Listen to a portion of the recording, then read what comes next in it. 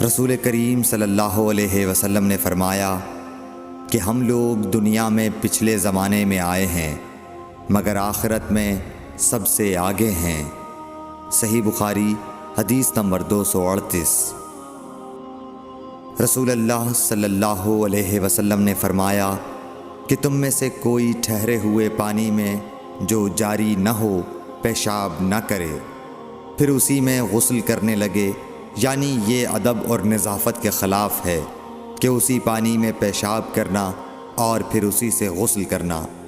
صحیح بخاری حدیث نمبر 239۔ ایک دفعہ رسول کریم صلی اللہ علیہ وسلم کعبہ شریف میں سجدے میں تھے۔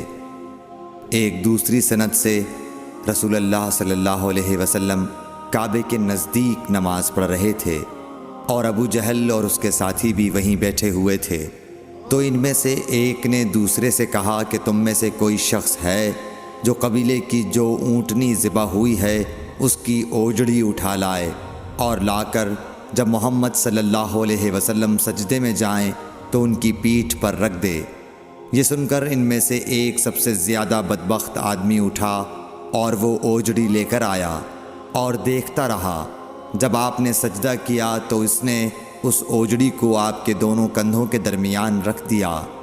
عبداللہ بن مسعود کہتے ہیں، میں یہ سب کچھ دیکھ رہا تھا مگر کچھ نہ کر سکتا تھا، کاش اس وقت مجھے روکنے کی طاقت ہوتی۔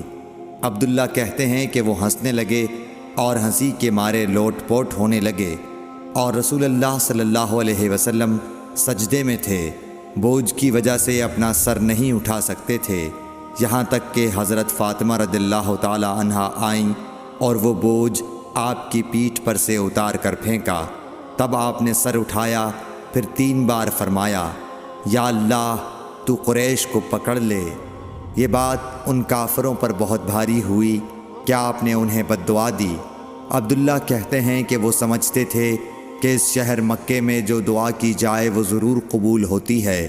پھر آپ نے ان میں سے ہر ایک کا جدا جدا نام لیا کہ اے اللہ ان ظالموں کو ضرور ہلاک کر دے۔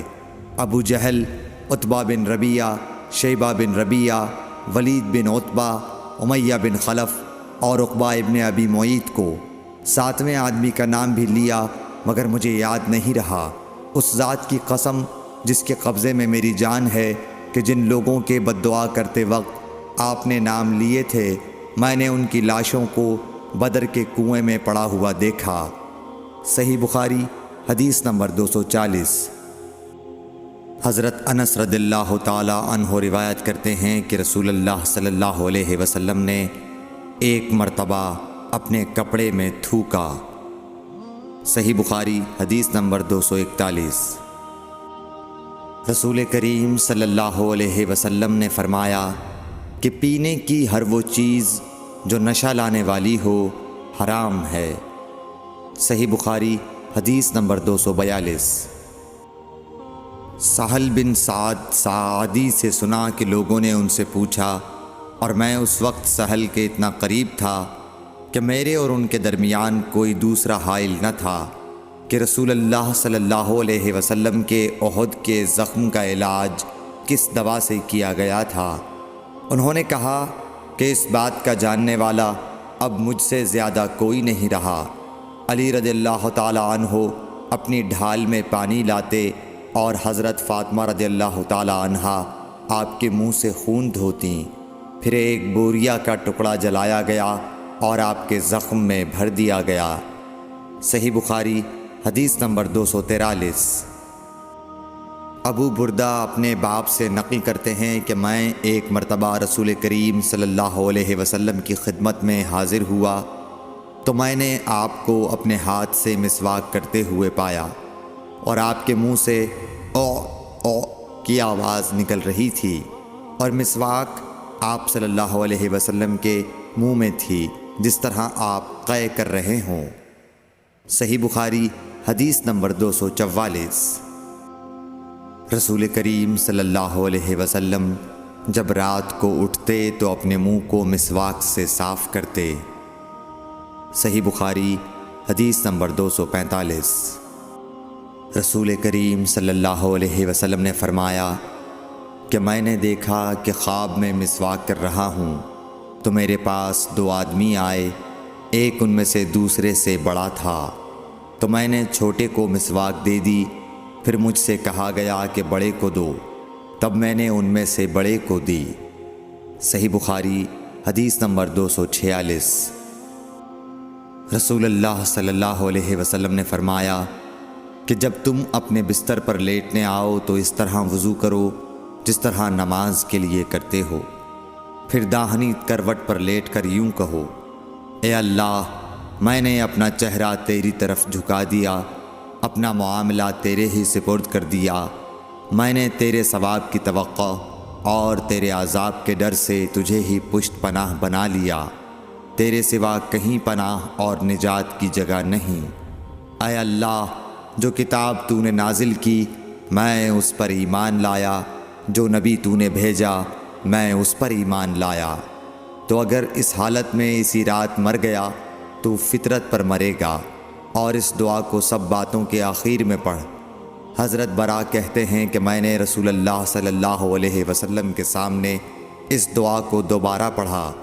جب آمنت بکتابک الذی انزلت پر پہنچا تو میں نے ورسولک کا لفظ کہہ دیا۔ آپ نے فرمایا نہیں، یوں کہو ونبیک الذی ارسلت۔ صحیح بخاری حدیث نمبر 247۔ نبی کریم صلی اللہ علیہ وسلم جب غسل فرماتے تو آپ پہلے اپنے دونوں ہاتھ دھوتے، پھر اسی طرح وضو کرتے جیسا نماز کے لیے آپ وضو کیا کرتے تھے، پھر پانی میں اپنی انگلیاں داخل فرماتے اور ان سے بالوں کی جڑوں کا خلال کرتے، پھر اپنے ہاتھوں سے 3 چلو سر پر ڈالتے، پھر تمام بدن پر پانی بہا لیتے۔ صحیح بخاری حدیث نمبر 248۔ حضرت میمونہ رضی اللہ تعالی عنہا نبی کریم صلی اللہ علیہ وسلم کی زوجہ مطہرہ نے بتلایا کہ نبی کریم صلی اللہ علیہ وسلم نے نماز کے وضو کی طرح ایک مرتبہ وضو کیا، البتہ پاؤں نہیں دھوئے، پھر اپنی شرمگاہ کو دھویا اور جہاں کہیں بھی نجاست لگ گئی تھی اس کو دھویا، پھر اپنے اوپر پانی بہا لیا، پھر پہلی جگہ سے ہٹ کر اپنے دونوں پاؤں کو دھویا۔ آپ کا غسل جنابت اسی طرح ہوا کرتا تھا۔ صحیح بخاری حدیث نمبر 249۔ حضرت عائشہ رضی اللہ تعالی عنہا نے بتلایا کہ میں اور نبی کریم صلی اللہ علیہ وسلم ایک ہی برتن میں غسل کیا کرتے تھے، اس برتن کو فرق کہا جاتا تھا۔ صحیح بخاری حدیث نمبر 250۔